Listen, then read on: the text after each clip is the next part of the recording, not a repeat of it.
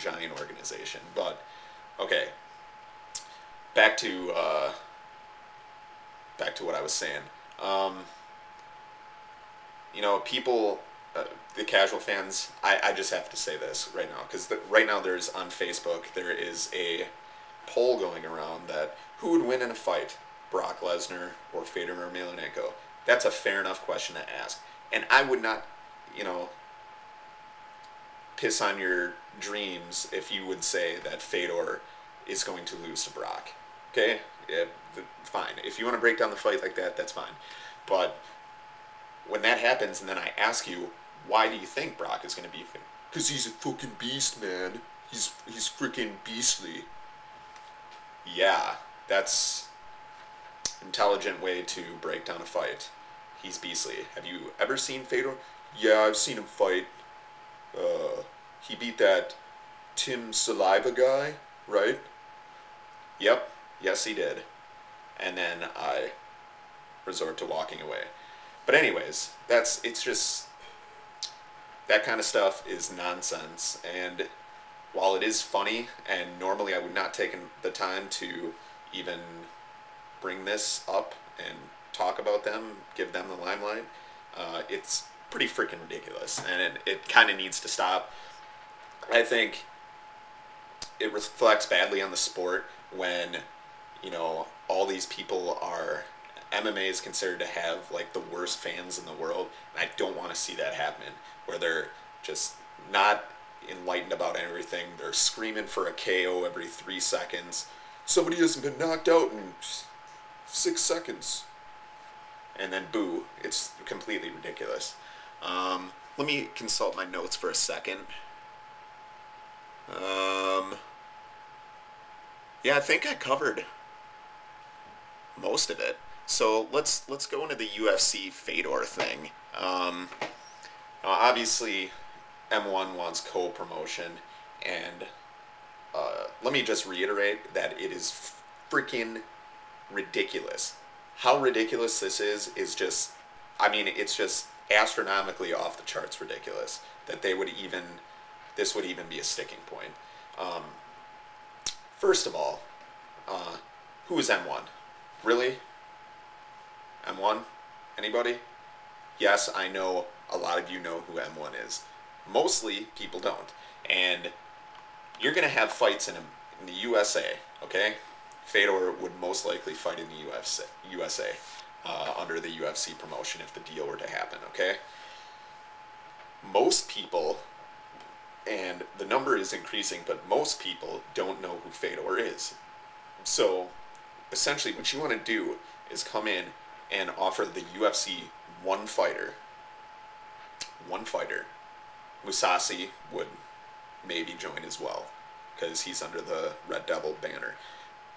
One fighter who not a lot of people know.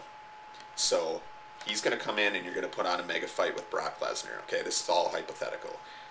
You're going to put on a mega fight with Brock Lesnar. Okay?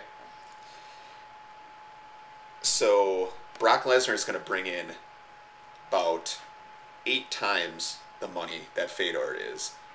But just because he's fighting Fedor and you're co-promoting, you're going to give the M1 half the money.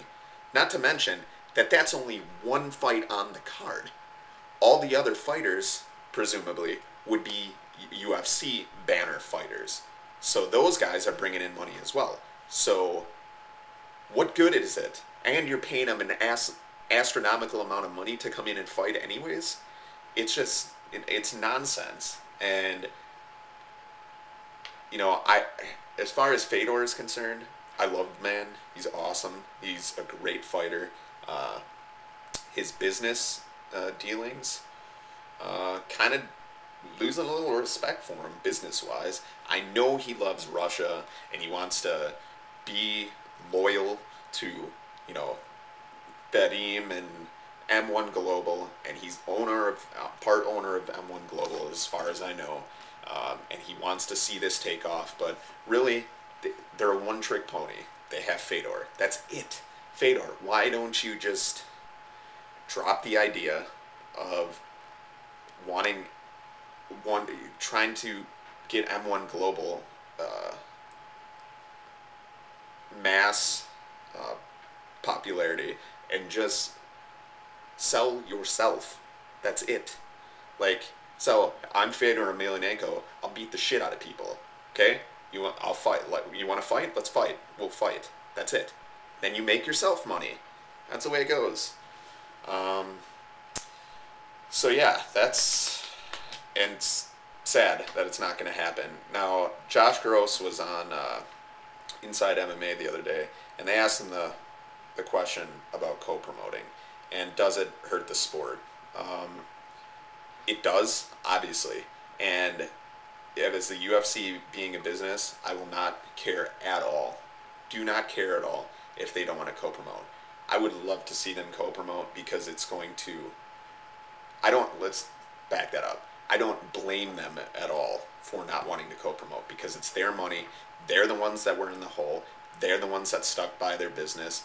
They're the ones that had the business model that made it successful. They're the ones that did all the advertising that made it the global powerhouse it is right now.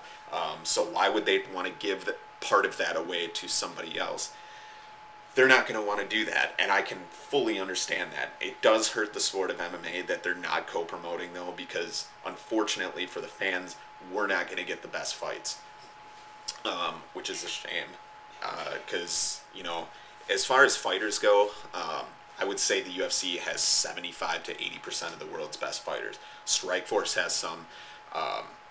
They don't have the best in every division, like Mike mentioned. At 155 specifically, there is a lot of fighters at 155 at the lower weight classes, 155, 145, that are over in Japan or elsewhere that we're never going to see. I think BJ Penn, personally, is the best 155er in the world, bar none. We'll see what happens against Florian.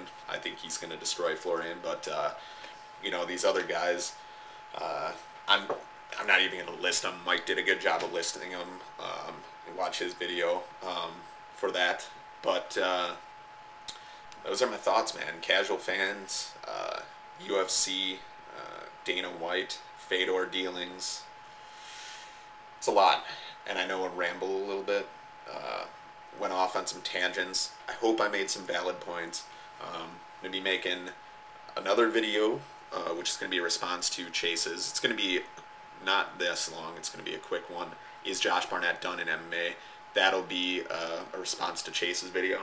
I also got a video on some news about me, myself, some other guys and girls in the YouTube community, MMA community, and some website news, so I'll get that up today as well. So look for those in soon. Alright, guys, stay metal. Later.